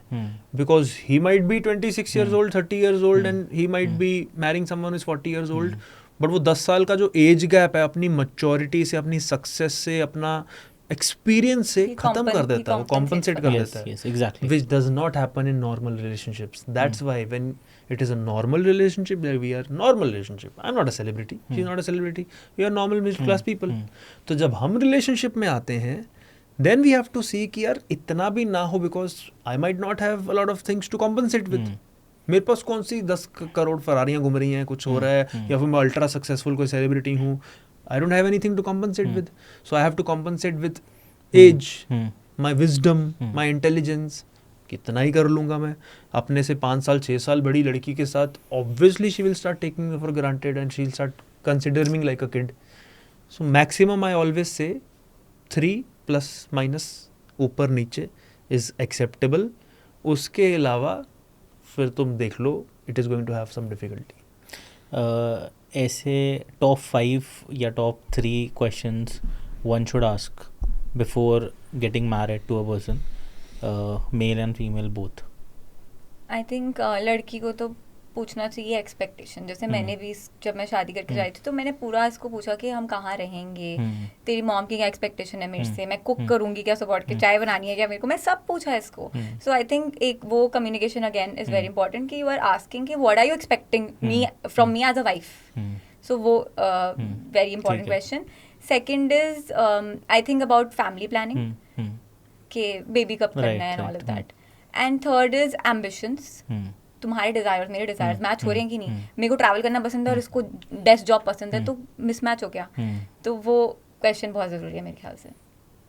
As a girl, as a like if you are asking a girl. One thing which is very common in men is that they fall into this trap of finding a girl who is already, you know, emotionally invested in some other guy. This is the biggest problem after marriage also. शादी arrange marriage के बाद भी x आ रहा होता है. सो the biggest question I would ask is about all her past relationships and the recent one, and क्या चक्कर है, and what where are you right now, why did the breakup happen. मैं बस मेरे सारे क्वेश्चन उसी के अराउंड घुमा दूंगा मैं, because that is the most important. अगर वो sorted है, नहीं था कोई ऐसा वैसा ड्रामा नहीं था, then the next question comes कि भाई are you okay living with the family, have you been living with a joint family, because अगर कोई लड़की joint family में होती है उसको न्यूक्लियर फैमिली में से दिक्कत होती है. उसको लगता है मेरे को चाहिए दादा दादी बाबा, मेरे को मजे आते हैं. सेकंड, अगर उसको लगता है कि यार मेरे को बच्चे चाहिए, और same similar things what she is mentioning, मेरे को नहीं चाहिए, बट शी इज लाइक मेरे को बच्चे चाहिए और मेरे को फैमिली के साथ रहना है. और कभी कभी लड़के को खुद की फैमिली के साथ ही नहीं रहना होता, मेरे को नहीं रहना बिकॉज प्राइवेसी नहीं है. बहुत सिंपल, मैं सेक्स ही नहीं कर पा रहा. जिसके लिए मेरे को लग रहा है कि मैंने प्राइमा फेसी शादी की है, वो मैं कर ही नहीं पा रहा बिकॉज मेरे पास प्राइवेसी ही नहीं है. So I want to live alone, I want my privacy, I want to be able to do things with freedom. So you have to have this kind of discussions कि भाई कहाँ रहोगे, बच्चे करने हैं कि नहीं करने हैं, पैसे वैसे का, financial discussions, and obviously your past relationship and all that. Are you 100% emotionally free to love me, do you really love me, कि हमें बस ठीक है कोई और नहीं मिला तो उठा लो इसको, या फिर मेरा एक्स बॉयफ्रेंड ने मेरे को छोड़ दिया, मेरी उम्र तो हो ही गई है तो मैंने पिल दिया तेरे को. नहीं, मेरे को नहीं चाहिए. I want to be 100% sure that she loves me and really cares for me, and then she really want to live with me, then only I will marry her. That's why I don't understand this arrange marriage nonsense. अभी next question हुआ वाला था, arrange versus love. So next question, क्योंकि वक्त पे था, तो एक वुमेन को ज़्यादा लेस अट्रैक्टिव बना देता है अगर वो ज़्यादा अवेलेबल होती है तो.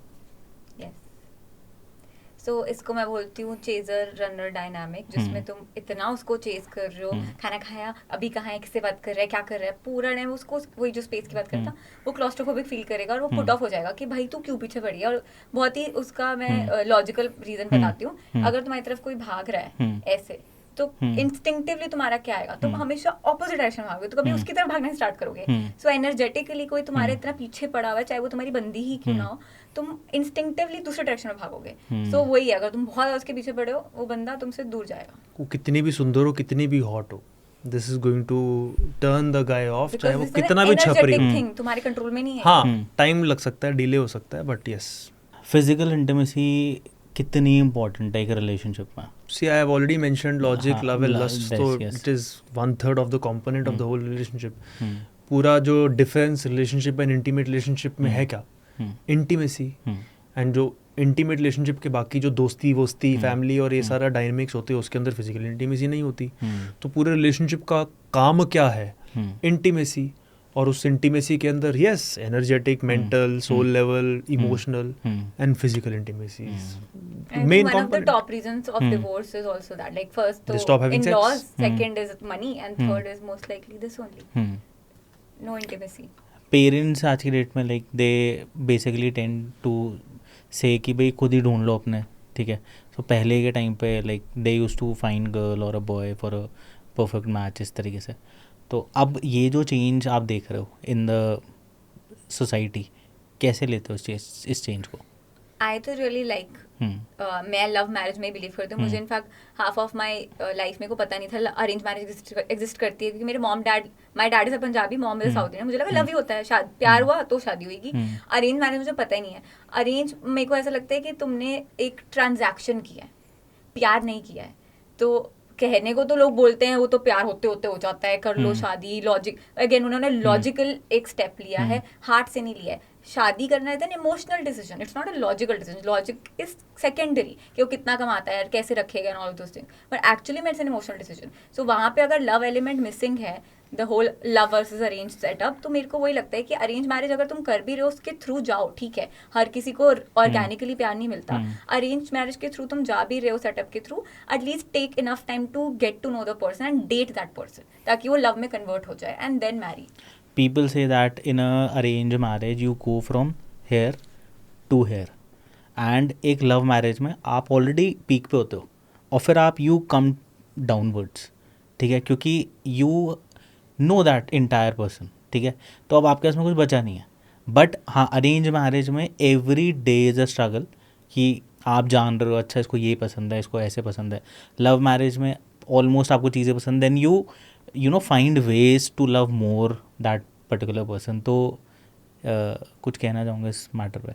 हमारा पर्सनल नहीं experience actually so you assumed कि अरेंज मैरिज में यहाँ से यहाँ जाएगा, यहाँ से यहाँ चला गया तो नहीं, वो भी जा सकता. दैट व्हाट वी हैव, तभी तो बोल रहा हूँ वो तुक्का होता है.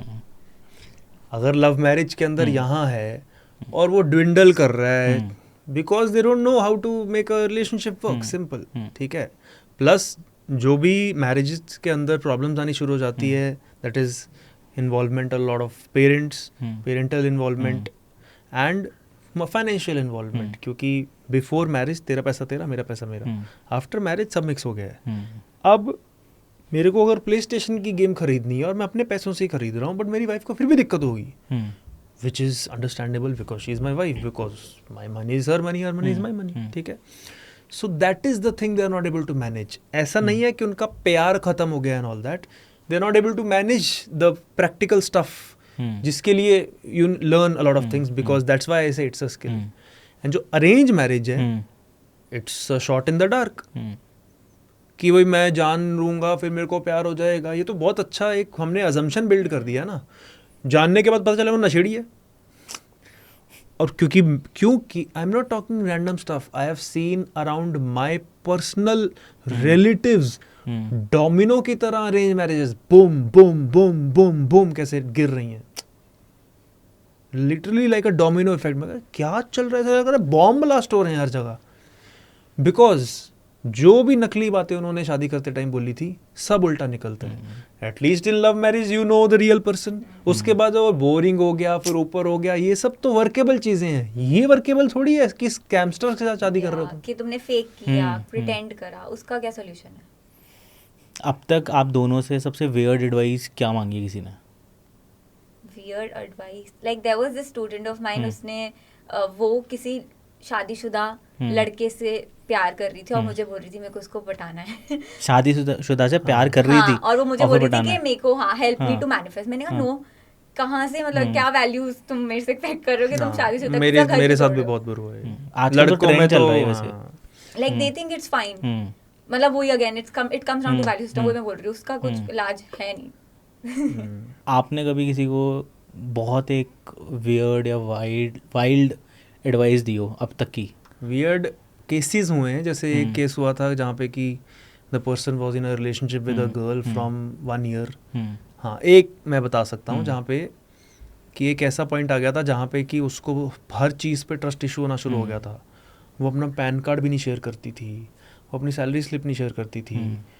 वो क्यों था? Because of many other reasons. क्योंकि वो उसके पास 2 लाख रुपए मिलते थे, बचते जेब में कुछ नहीं थे, तो उसको डर लगे जाते कहाँ पे. तो उसको समझ नहीं आती थी झूठ बोल रही है मेरे से. फिर वो अपने फ्रेंड्स के साथ उसका कुछ नहीं शेयर करती थी, किसी से बात नहीं करवाती थी. फिर बीच में थोड़ा बहुत पता चला कि उसका आधार कार्ड का आता पता नहीं है, उसकी मम्मी का आता पता नहीं है कौन है. तो बड़ा सा अजीब सा उसका हो गया था कि ये है कौन ये लड़की जिसके साथ मैं 1 साल रिलेशनशिप में हूँ. So I advised him to hire a private investigator. And उसने शायद किया. फिर उसके बाद उसको रियलाइज़ हुआ कि she is already married, she is 6 years elder to what she oh told, Claimed, हाँ. and kind of a scam उसका हुआ था, because she just ran away from the husband and फिर वो मुंबई आ गई थी यार. ऐसा उल्टा पुल्टा कोई केस हुआ था जहाँ पे कि we coached her also, and क्योंकि हम कपल कोचिंग करते हैं तो we coached her and him, try to understand her side of the story and try to understand his side of the story, and if this could survive and something can work around, then we help. सबसे common questions क्या आते हैं आपके पास में जब love advice या relationships के बारे में लोग बात करते हैं तो? मेरे पास सबसे कॉमन क्वेश्चन है, can I attract my x back? ये सबसे ज़्यादा कॉमन. मैं लिटरली मैं किसी अपने फ्रेंड को बताई थी मेरे को ऐसे क्वेश्चन आते हैं, और मैंने डीएम खोला, मैंने कहा देख 2-3 आ रखे थे. सो ऐसा सबको अपना एक्स ही चाहिए, वो एक्स ही है, और वही है रिजेक्शन ब्रीड्स ऑब्सेशन. रिजेक्ट कर दिया, ऑब्सेशन हो गया, अब वही चाहिए. मेरी खुद की इन बैक स्टोरी रही है. सो आई अट्रैक्ट सच पीपल, क्योंकि मैं अभी अपने एक्स को मैनिफेस्ट कर रही थी. 20s 30s 40s and 50s, ठीक है, 10-10 साल का गैप है, बट लोगों का माइंडसेट चेंज होता है, ठीक है. तो 20s में लोगों का क्या माइंडसेट होता है फॉर रिलेशनशिप्स? 20s में एक्सप्लोर, 30s क्यूरियोसिटी एक्सप्लोर करना है. 30s में they want to settle and now they are ready, pressure आना लग जाता है फैमिली वगैरह का. 40s I think mid life crisis deal कर रहे होते हैं.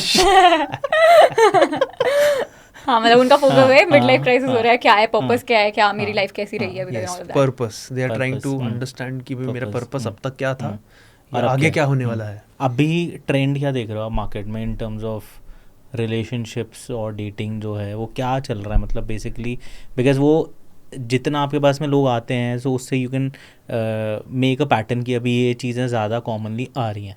One of the biggest common problem is trust issues, which it is not about कि मेरे एक्स ने ये किया वो किया. It is a general negativity जो फैल रही है मार्केट में कि women are manipulators, men are assholes. और सारे लड़के ऐसे रैंडम लड़कियों के बारे में एक जनरल बिलीफ सिस्टम बना के बैठे हैं, एंड सारी लड़कियां लड़कों के बारे में आई कांट ट्रस्ट अ गाय. लड़के उन पे कैसे ट्रस्ट कर सकते हैं वो? लड़का सेम ही बिलीफ सिस्टम लड़कियों के बारे में बना रहा है. Oh my God, she is such a manipulator. इससे कोई जीत ही नहीं सकता बात में, घुमाई जाएगी. सो अल्टीमेटली क्या है कि उन्होंने थोड़े बहुत एक्सपीरियंस उन्होंने जनरलाइज किया कि they have a very big trust issue which becomes a barrier into creating a relationship, because you can not come into a relationship and having a general trust issue towards opposite gender.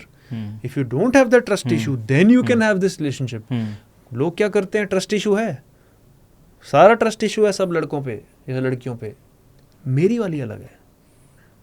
तो जब मेरी वाली अलग हो जाती है तो सिर्फ स्टार्टिंग में लगती है, उसके बाद धीरे धीरे जब उसको रियलाइज होता है कि यार ये तो वही डेफिनेशन में फॉल कर रही है, तो उसकी बैंड बज जाती है. Ma'am a question for you, like बहुत कॉमनली हम लोग देखते हैं दैट जैसे अभी सर बता रहे थे दैट कोई रिलेशनशिप में आप हो, फिर आपका ब्रेकअप हो जाता है, एक्स हो गया वो अब, ठीक है, बट अगेन आप उससे ना मूव ऑन नहीं कर पाते हो. फिर आप अगर by chance you get involve with the person, है ना, but still it is like कि आप है ना वो इंसान उसमें ढूंढ रहे हो, ठीक है, जो एक्स कर चुके हो आप. ही इज़ योर पास्ट और शी इज़ योर पास्ट, और अब आप नए में भी वही चीज़ ढूंढ रहे हो. अच्छा, लड़कियों के बारे में ये चीज़ें बोली जाती हैं, सुनने में भी आती हैं फ्रेंड्स वगैरह में सब, तो अब ऐसा क्यों होता है? Like why they can't just move on? भाई ठीक है, जो एक्स था वो एक्स हो गया ना, अब आगे एक्स के बाद में वाई है, जेड है, ABCD वापस स्टार्ट होती है. तो वाई नॉट? आई थिंक सबसे बड़ा इशू जो है वो अटैचमेंट का है. They are so emotionally attach to their ex, and उन्होंने उसको अपनी लाइफ उसके आसपास रिवॉल्व करी हुई होती है, तो उसको उनको लगता था वही है. तो उस टाइम पे उनका सारा सब कुछ शैटर हो जाता है, उनका बिलीफ शैटर हो गया, उनका एक जो मैंने प्यार किया था उसने मुझे छोड़ दिया, रिजेक्शन इतना फील होता है, इतना पेन होता है, इतना ट्रॉमा होता है. तो उनको लगता है कि वैसा ही कोई मिल जाए तो वो उसको फुलफिल कर देगा. वो जो वॉइड फील हो रहा है उसकी प्रेजेंस का, कोई और जो नया बंदा आएगा उसमें अगर उसको दिख रहा है तो उसको लग रहा है अरे उसके जैसा ही है, उसके साथ प्यार हो गया था, इससे भी हो जाएगा, इससे भी अच्छी बनेगी. तो वो इसलिए ढूंढते क्योंकि वो जो वॉइड फील कर रही है उसका, वो उसके थ्रू फुलफिल करना चाह रही है जो नया बंदा आया.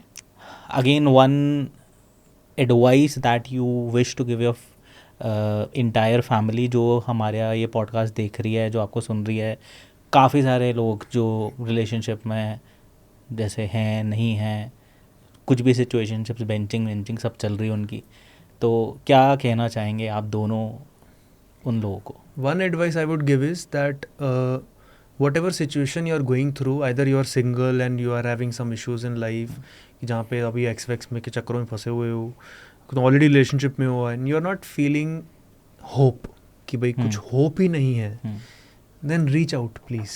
Try to learn something, try to share that with someone, and maybe someone's perspective really changes your life or inspires you to be a better version of yourself and solves the problem. Everything you are stuck in, trust me, there is a solution.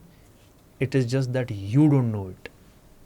And I just have one thing to say, that please please please put efforts to know yourself. खुद को जानोगे तो सामने वाले को समझा पाओगे तुम कौन हो. खुद का ही नहीं पता खुद कैसे खुश रहना है, सामने वाले से कैसे एक्सपेक्ट करो तुमको खुश रखे. सो सबसे इंपॉर्टेंट चीज़ जो मुझे लगता है कि know yourself, love yourself, accept yourself, then relationship में आने के लिए तुम एलिजिबल हो. सो या One more thing I want to mention is ignorance is bliss. ये बहुत लोगों ने सुना हुआ है, but ignorance is not bliss. लोग इग्नोर करते हैं, मैं तो करियर पे ध्यान दे दूंगा, बंदी तो अपने पट जाएगी, सब हो जाएगा, मैं तो अपनी ब्यूटी पे ध्यान दे दूंगी, लड़का जिसको आना हुआ आ जाएगा, मेरे को क्या करना है, मैं 30 क्यों 35 क्यों, क्या ही फ़र्क पड़ता है, मेरे को प्रेशराइज मत करो. Ignorance is not bliss. Ignorance is pain, suffering and death. If you ignore something in life, in today's world, it is going to give you massive pain and suffering. Take charge of your life and start learning about it and try to solve that problem instead of just ignoring. नहीं कुछ नहीं है, let me focus just on my life. So guys, thank you so much for watching this episode, and I think कि अगर आपको आपकी problems का solution मिल गया, so that is great, but अगर नहीं मिला है अभी भी, so you can follow both sir and ma'am. हम सर के और मैम के लिंक्स जो हैं हमारे बायो में देंगे, तो आप उनको क्लिक कर सकते हैं, उन तक पहुंच सकते हैं. अपनी जो भी एडवाइस आपको लेनी, you can take from both of them. And अपना और अपने पार्टनर का बहुत अच्छा ध्यान रखिए, and keep safe, be happy, enjoy the relationship with the partner you are having. Thank you so much. Thank Thanks so you. much. Thank you.